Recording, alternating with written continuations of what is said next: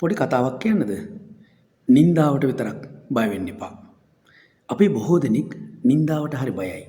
වැඩක් කරන්න කලින්ම කල්පනා කරනවා මට මේකට නින්දාවක් එයිද දන්නේ නැහැ කියලා. අලුත් දෙයක් අලුත් නිර්මාණයක් කරන්න කලින්ම කල්පනා කරනවා මට මේකට නින්දාවක් එයිද දන්නේ නැහැ කියලා. වැරදුනක් කමන්නේ. නින්දාවට බය වෙන්න එපා.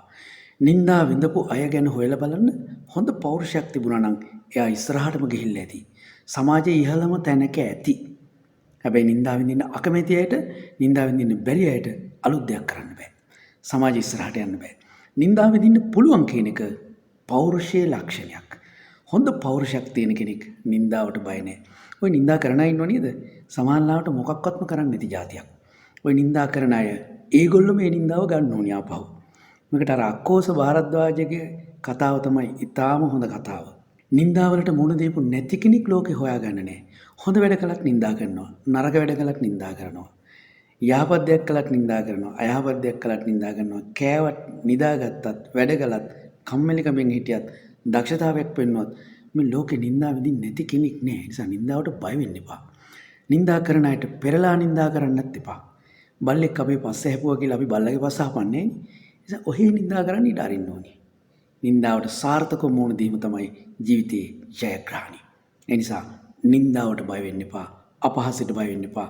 නින්දාව අපහස විඳින්න පුළුවන් නම් ඉස්සරහටම යන්න පුළුවන්. හැබැයි බැරි කෙනාට රිවර්ස් ගියර් තමයි. නින්දාවට බය වෙන්න එපා. නින්දාව පායට පෑගෙන දූවිල්ලක් තරම්වත් ගණන් ගන්න එපා. හොඳට හොයලා බලන්න දියුණු වෙච්ච බොහෝ දෙනෙක් හොඳට නින්දා විඳපු අය. ඒ වගේම තමයි ඒගොල්ලෝ සාර්ථකව නින්දාවට මුහුණ දීපු අය. සාර්ථකව නින්දාවට මුහුණ දෙන්න බැරි නම් ඉදිරි ගමනක් නැත. නින්දාවට බය වෙන්න එපා. පෙරලා නින්දා කරන්නත් එපා. ඉවසීම තමයි ශක්තිමත්ම පෞරුෂය හදන ක්‍රමය. ශක්තිමත්ම කෙනා ඉවසනවා.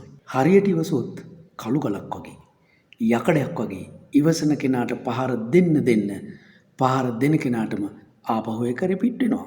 ඒක ෆීඩ්බැක් වෙනවා. ඒ නිසා ඉවසීම නින්දාවට දෙන්න පුළුවන් හොඳ උත්තරයක්. පුළුවන් නම් පුරුදු වෙන්න. ඉවසීම හොඳ උත්තරයක්.